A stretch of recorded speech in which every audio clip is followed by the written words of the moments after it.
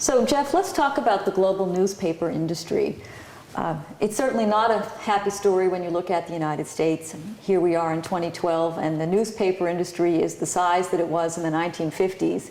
In fact, if we look at the loss of $40 billion in newspaper advertising, it's probably equal to Google's revenue today. So it's definitely a sad story about news industry or traditional news industry in the US. But at the same time, if we look at some other areas of the world, it's not exactly the same story. There's been an increase in newspaper advertising in Europe and the Middle East and Latin America, and also in countries where mobile penetration isn't as strong as, let's say the Nordics or the West. Newspapers are still flourishing, and in fact increasing in a number of places. And there's always an anomaly. It's always perplexed me that Japan, highly digital nation, so many mobile phones and so on, but people still read newspapers, and in fact they have 4 of the world's largest newspapers are in Japan. So maybe you could share some of your thoughts on newspapers. Sure. Well, first, it's not just the U.S., but we're not very optimistic about the future of newspapers. We're very optimistic about the future of news online. But 30 years ago, teenagers didn't read newspapers. But they started to when they got into their 20s and 30s. Today, globally, teenagers don't read newspapers. And the evidence is pretty clear, they never will. We see, now we don't look at advertising, we look at circulation. And we see in every country in the world we're in, when internet penetration gets to 30%, newspaper sales begin to decline.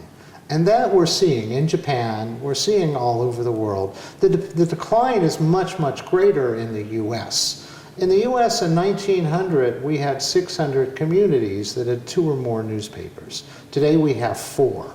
Instead of counting down the 2 newspaper towns, we're now counting up the no newspaper towns. New Orleans just became one of them.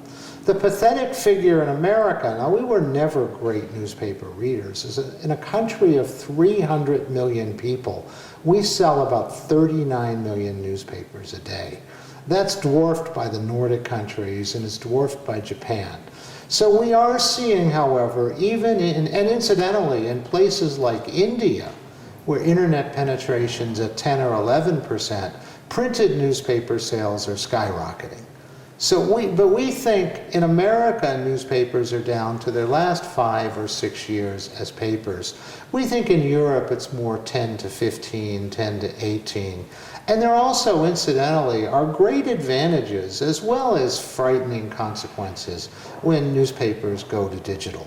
The advantages are for most newspapers, most big national or city newspapers, 2/3 of their cost go to printing and distribution.